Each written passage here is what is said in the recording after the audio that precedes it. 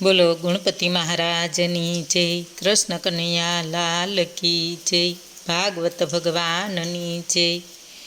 વ્રજમાંથી મથુરા આવીને ભગવાને કંસનો વધ કર્યો।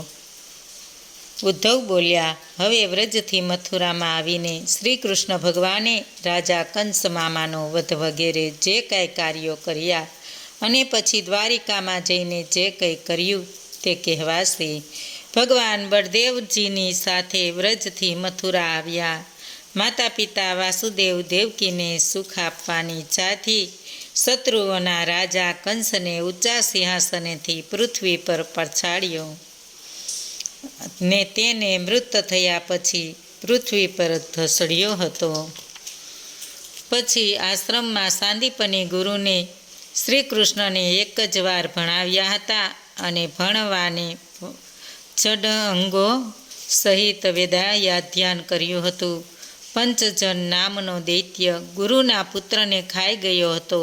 એ મૃત ગુરુપુત્રને પંચજન્યનું પેટ ચીરીને યમરાજા પાસે જઈને તેને જીવતો કરીને ગુરુને પુત્રની ગુરુદક્ષિણા ભગવાને આપી હતી। રાજા ભીષ્મકની પુત્રી રૂકમણીએ લક્ષ્મી જેવા સૌંદર્યથી સ્વયંવરમાં બીજા રાજાઓને આકર્ષ્યા હતા। તેમના મસ્તક પર પગ મૂકીને તેમની નજર સમક્ષ ગરુડની જેમ પોતાના ભાગ અમૃતને હરી લે તેમ તે રૂકમણી સાથે નિર્ણિત કરેલું ગાંધર્વ લગ્ન કરવાની ઈચ્છાથી સ્વભાગરૂપ તે રૂકમણીનું હરણ કર્યું હતું। અર્થાત રૂકમણીના ભાઈ રૂકમીએ રૂકમણીના સ્વયંવરમાં શિશુપાલ, જરાસંઘ વગેરે બીજા રાજાઓને બોલાવ્યા હતા। તેમની સમક્ષ જ શ્રી કૃષ્ણએ રૂકમણીનું અપહરણ કર્યું હતું। રૂકમીએ શિશુપાલને વર તરીકે બોલાવ્યો હતો।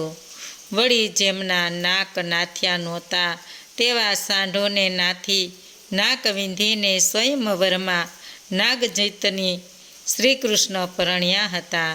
એ સાંઢોને નાથવાની જેમના માન નાશ પામ્યું હતું છતાં એ કન્યાને વરવાની ઈચ્છા રાખતા શસ્ત્ર સજ્જ રાજાઓને ભગવાને ઘાયલ થયા વિના પોતાના શસ્ત્રોથી માર્યા હતા। તો વળી ભગવાન સ્વયં સ્વતંત્ર હોવા છતાં જાણે સ્ત્રી વંશ હોય એમ દર્શાવવા માટે પત્ની સત્યભામાનું પ્રિય કરવા ઈચ્છતા સત્યભામા માટે સ્વર્ગમાંથી ઇન્દ્રને ત્યાંથી આંગણામાંથી કલ્પવૃક્ષ ઉખેડીને લાવ્યા હતા। તે વેળા સ્ત્રીની પ્રેરણાથી ક્રોધથી અંધ થયેલો ઇન્દ્ર દેવોને સાથે લઈને શ્રી કૃષ્ણ સામે યુદ્ધ કરવાને ઘસી ગયો હતો। આમ પોતાના સ્વામી સાથે પણ યુદ્ધ કરવાને તત્પર થયેલો ઇન્દ્ર સ્ત્રીઓના રમકડા જેવો જ છે। અહીં કથા સંબંધે એવો છે કે જ્યારે ભગવાન શ્રી કૃષ્ણ અદિતિના કુંડળ આપવાને સ્વર્ગમાં પધાર્યા હતા ત્યારે પત્ની સત્યભામાને ખુશ કરવાને માટે તેમણે સ્વર્ગમાંથી કલ્પવૃક્ષ લીધું હતું। તેથી ઇન્દ્ર તેમની સાથે યુદ્ધ કરવા તૈયાર થયો હતો। જ્યારે પૃથ્વી પુત્ર ભૌમાસુર આકાશને ગ્રસી જવાને તૈયાર થયો ત્યારે યુદ્ધમાં ભગવાને તેને પોતાના સુદર્શન ચક્રથી માર્યો હતો। પુત્રના મૃત્યુથી શોકમગ્ન થયેલા પૃથ્વીએ પ્રભુ પ્રાર્થના કરી એટલે ભૌમાસુરના પુત્ર ભગદત્તને ભગવાને બાકી રહેલું રાજ્ય આપીને પોતે તેના અંતઃપુરમાં પ્રવેશ કર્યો હતો। તે અંતઃપુરમાં ભૌમાસુરે જે રાજકુમારીઓનું હરણ કરી લાવીને પૂરેલી હતી તે બધી શ્રી કૃષ્ણ ભગવાનને જોઈ અત્યંત હર્ષ પામીને લજ્જા પામીને સ્નેહ દર્શન કરીને ભગવાનને પોતાના પતિ તરીકે સ્વીકાર્યા હતા। તે વખતે ભગવાને પોતાની માયાથી તે પ્રત્યેક રાજકન્યાઓને યોગ્ય સ્વરૂપો ધારણ કરીને એક જ મુહૂર્તમાં નોખા નોખા ગૃહોમાં તે કન્યાઓનું પાણી ગ્રહણ કર્યું હતું। પછી તે સ્ત્રીઓમાંથી દરેક સ્ત્રીમાં ભગવાનને માયા વિસ્તાર કરવાની ઈચ્છા થતાં પોતાના જેવા 10 પુત્રો ઉત્પન્ન કર્યા હતા। વળી જ્યારે કાયલ્યવન જ્યારે કાલ યવન જરાસંઘ તથા સાલ્વ વગેરે રાજાઓએ સૈન્ય વડે દ્વારિકા તથા મથુરાને ઘેરો નાખ્યો હતો, તે વેળા પ્રભુએ તે સૌનો નાશ કર્યો હતો. પોતાના ભક્તોને કીર્તિ તથા પ્રભાવ આપ્યા હતા. ભગવાને પોતે સમ્રાસુર, બાણાસુર, દ્વિવિધ, વાનર, મૂર, દૈત્ય, દંડવક્ત્ર વગેરે માર્યા હતા. તો બીજા કેટલાયને બલરામ, પદ્મન્યુએ વગેરે દ્વારા મરાયા હતા. પછી કુરુક્ષેત્રમાં ઘસી આવેલા જેના સૈન્યોથી પૃથ્વી ઘણધણી ઉઠી હતી, જે તમારા ભાઈ પાંડુ તથા ધૃતરાષ્ટ્રના પુત્રોના પક્ષે રહેલા હતા, તે બધા રાજાઓનો પણ શ્રી કૃષ્ણ ભગવાને સંહાર કરાવી નાખ્યો હતો. તો કર્ણ, દુશાસન અને શકુનીની દુષ્ટ સલાહોને પરિણામે જેની રાજ્યલક્ષ્મી અને આયુષ્યનો વિનાશ થયો હતો, એવો દુર્યોધન તેની ભાંગેલી સાથળોએ અનુસરો સહિત રાજમેદાનમાં સૂતો હતો. તેને જોઈને ભગવાનને સંતોષ થયો નહોતો, કેમ કે શ્રી કૃષ્ણ ભગવાન માનતા હતા. ભીષ્મ, દ્રોણાચાર્ય, અર્જુન અને ભીમ આદિને નિમિત્તે જે 18 અક્ષોણિક સેનાઓ રૂપી પૃથ્વીનો ભાર ઘટ્યો હતો, તે સી ગણતરીમાં આ તો હજી થોડાક જ ભાર ઓછો થયો છે, કારણ કે મારા અંશોને લીધે અતિ દુઃસહ એવું યાદવ સૈન્ય તો હજી બાકી છે. માટે આ યાદવો દારૂ પીને અંદરોઅંદર લડી કજિયો કરશે, ત્યારે તેનાથી જ તેનો નાશ થશે, અને એ સિવાય બીજો કોઈ ઉપાય પણ નથી. અલબત્ત યાદવોમાં સારો સંપ છે, તો એ હું સ્વયં તેનો નાશ કરવાને તૈયાર થઈશ. એટલે તેનો આપસમાં વિવાદ કરીને પોતે જ નાશ પામશે. આવું વિચારીને શ્રી કૃષ્ણએ ધર્મરાજા યુધિષ્ઠિરને રાજ્યાસન પર આરૂઢ કરીને સૌ સંબંધીઓને સજ્જનતા માર્ગનો ઉપદેશ કરીને રાજી કર્યા. પછી અભિમન્યુને પત્ની ઉત્તરા વિશે પુરુ રાજાના વંશરૂપી જે શ્રેષ્ઠ ગર્ભ પરીક્ષિતને મૂક્યો હતો, ત્યારે પ્રભુએ તેને પુનઃ જીવિત કર્યો હતો. ભગવાને ધર્મરાજા પાસે 3 અશ્વમેઘ યજ્ઞો કરાવ્યા હતા. યુધિષ્ઠિર પોતાના નાના ભાઈઓ સાથે ભગવાન શ્રી કૃષ્ણને અનુસરીને જગતનું રક્ષણ કરીને આનંદપૂર્વક રહેતા હતા. વિશ્વાત્મા ભગવાન પણ દ્વારિકામાં રહીને વેદમાર્ગને તથા લોકમાર્ગને અનુસરીને શબ્દાદિ વિષય ભોગો ભોગવતા હતા, છતાંય તેમાં આસક્ત નહોતા, કેમ કે તેમને પ્રકૃતિ પુરુષના વિવેકરૂપ સાંખ્ય યોગનો આશરો લીધો હતો. પ્રેમળ મરક મરક હાસ્ય ભરેલું દર્શન, અમૃતમય વહેતી વાણી, નિર્દોષ ચારિત્ર્યને લક્ષ્મીજીના નિવાસસ્થાનરૂપ પોતાના દેહ વડે ભગવાન આ લોકને પરલોકને તથા યાદવોને ઉત્સાહ આનંદ આપતા હતા. અને છતાંય તે સ્ત્રીઓ પ્રત્યેનો તેમનો પ્રેમ ક્ષણિક જ રહેતો. એમ ભોગવિલાસ ભોગવતા તેમના ઘણા વર્ષો વીત્યા.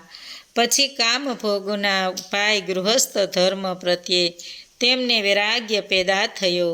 આમ ભગવાનને સર્વ જાતના ભોગો સ્વાધીન હોવા છતાં તેમને તેના પ્રત્યે વૈરાગ્ય આવ્યો. તો પછી યોગ દ્વારા શ્રી કૃષ્ણ યોગેશ્વરને અનુસરનારા કયો દેવ આધીન મનુષ્ય તે દેવાધીન વિષયો પર રાગ રાખે. એકવાર દ્વારિકામાં યદુવંશી તથા ભોજવંશી રાજકુંવરો રમતા હતા. રમત રમતમાં કુમારોએ મુનિઓને કોપાવ્યા, એટલે ભગવાનના અભિપ્રાયને જાણનારા એ મુનિઓએ શ્રાપ દીધો. કેટલોક મહિના વીત્યા પછી ભગવાનને મોહ પમાડેલા યદુ ભોજને અંધકાદિક વંશના પુરુષો રથોમાં બેસીને રાજી થતા પ્રભાસ ક્ષેત્રમાં ગયા. તે તીર્થ ક્ષેત્રમાં તેમણે સ્નાન કરીને પિતૃઓ, દેવતાઓ તથા ઋષિઓનું જળ વડે તર્પણ કર્યું. પછી બ્રહ્માણોની ગુણીયલ ગાયોના દાન આપ્યા.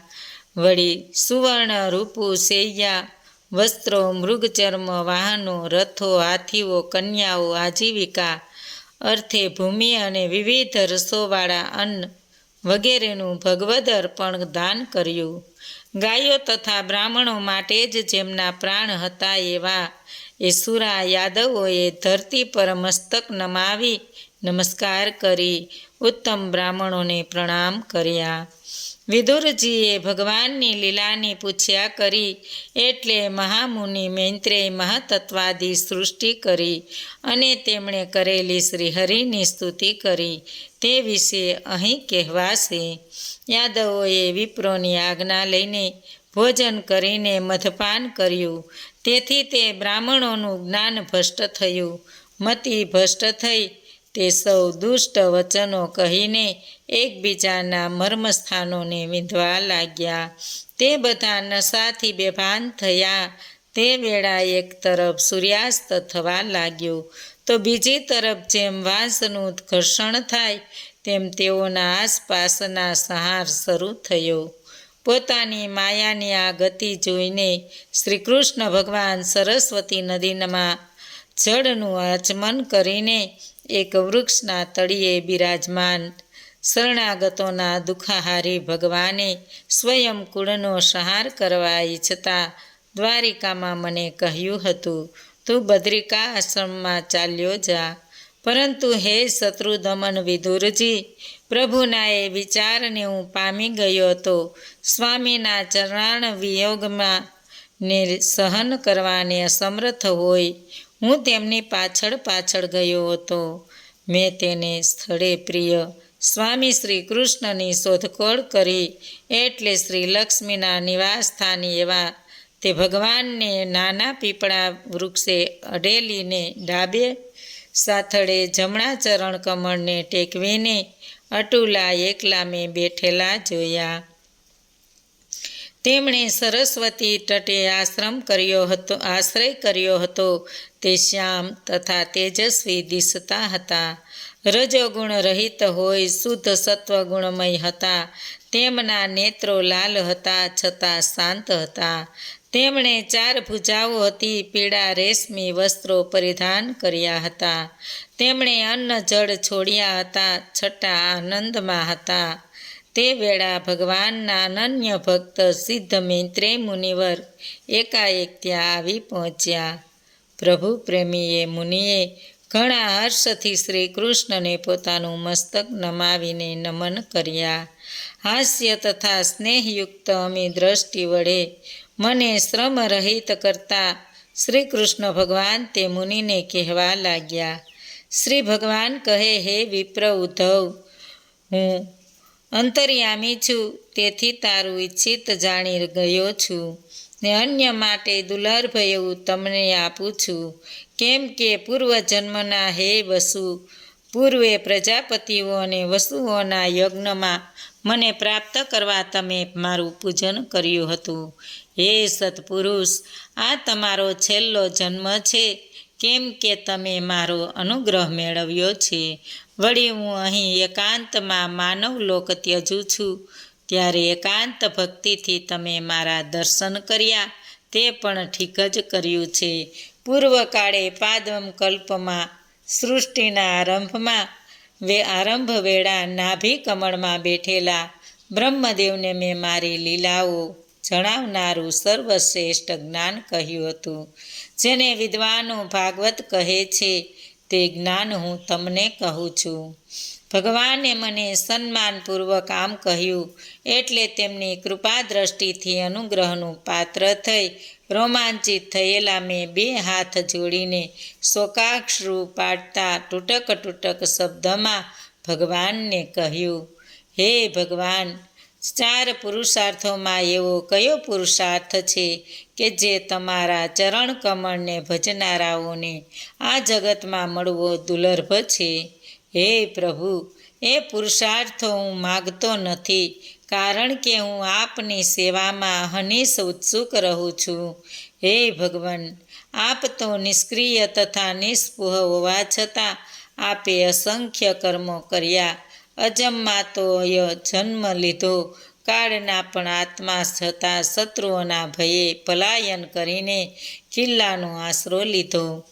માત્ર આત્મામાં જ રમણ કરનારા છતાં આપે અનેક સ્ત્રીઓ સાથે ગૃહસ્થાશ્રમ સંસાર કર્યો. આ અને એવા બીજા આપના ચરિત્રોમાં જ્ઞાનીજનોની બે બુદ્ધિ મોહિત થાય છે.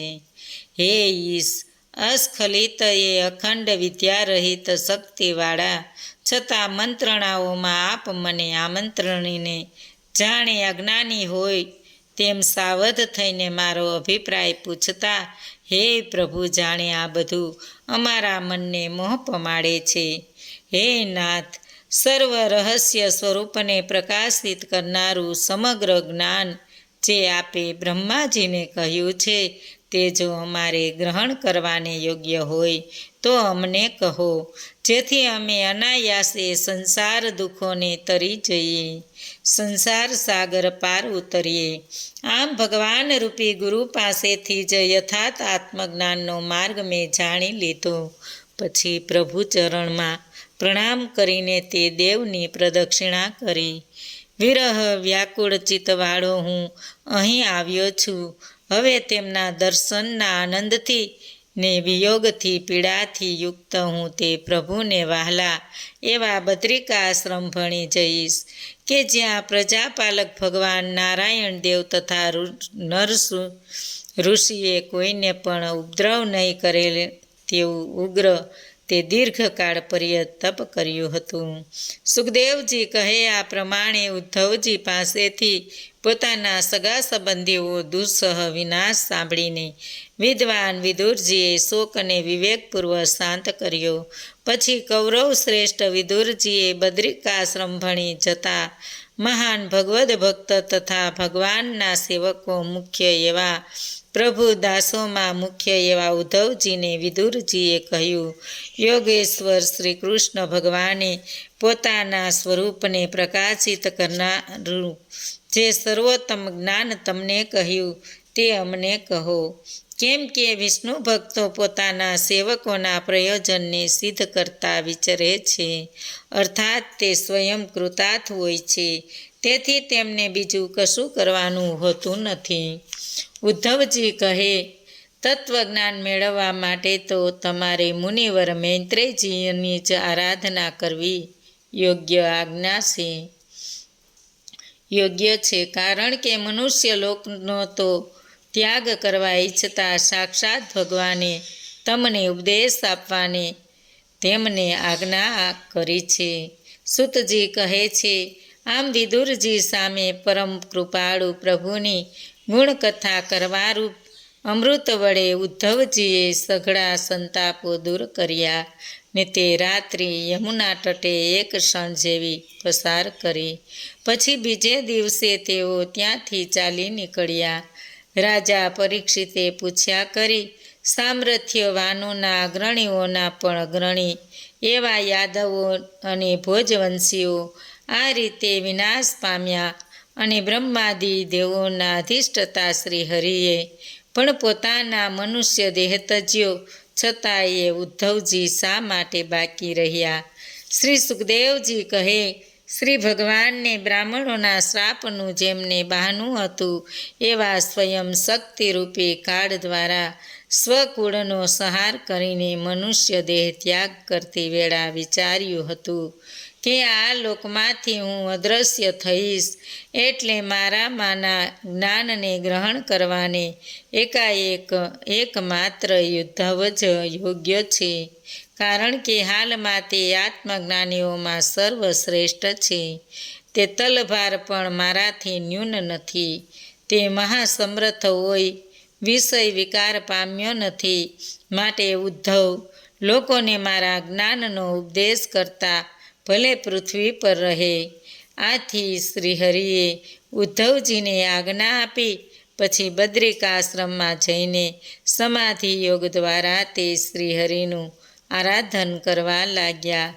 વિદુરજી કે જેમણે લીલા માટે મનુષ્ય દેહ ધારણ કર્યો હતો એવા પરમાત્મા શ્રી કૃષ્ણના કર્મોનું શ્રવણ કરીને તથા ધીરજનોના ધૈર્યની વૃદ્ધિ કરનાર ને અધીર ચિત્રધારી અન્ય પશુતુલ્ય મનુષ્યોને અત્યંત દુષ્કર તેમના શરીર ત્યાગ સાંભળી હે કુરુશ્રેષ્ઠ, શ્રી કૃષ્ણએ અંતવેળા પોતાને મનથી યાદ કર્યા.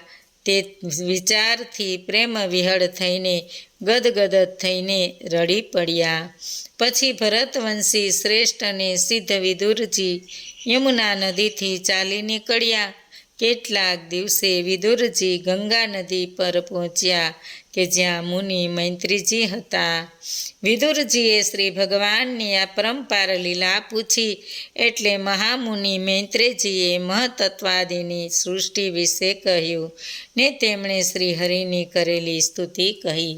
શ્રી સુખદેવજી કહે, કુરુક્ષેત્રને શ્રી કૃષ્ણ ભગવાન પ્રત્યેના ભક્તિભાવે શુદ્ધ વિદુરજીએ ગંગાજીના હરિદ્વાર ક્ષેત્રમાં બિરાજેલા અગાધ ઊંડા જ્ઞાનવાળા મુનિવર મૈત્રેયજી પાસે જઈને વિદુરજીએ મુનિવરના સુશીલ આદિ ગુણોથી સંતોષ પામીને પૂછ્યા કરી. માનવી સુખ અર્થે કર્મો કરે છે, છતાંય તે કર્મો દ્વારા તેને સુખ મળતું નથી, યા તો દુઃખની શાંતિ પણ થતી નથી, ઉલટું પુનઃ દુઃખ જ મળે છે. તો આ જગતમાં જે કરવા યોગ્ય હોય તે પ્રભુ અમને કહો. પૂર્વજન્મના કારણે જે મનુષ્ય શ્રી કૃષ્ણ ભગવાનથી વિમુખ ને અંતર્મી હોય તે ઘણો દુઃખી હોય છે. તેના પર કૃપા કરવાને માટે ભગવાનના ભવ્ય ભક્તો આ વિશ્વમાં વિચરે છે.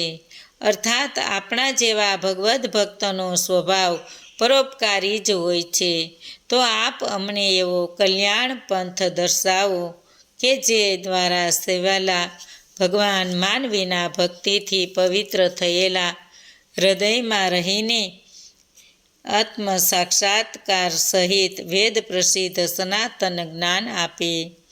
ભગવાન અવતારો લઈને જે કર્મો કરે છે તે નિસ્પૃહ ભગવાને જગતના આદિકાળમાં જે રીતે આ વિશ્વનું સર્જન કર્યું છે તથા જગતની સ્થિતિ કરી તેની આજીવિકાની વ્યવસ્થા કરી છે તે કહો.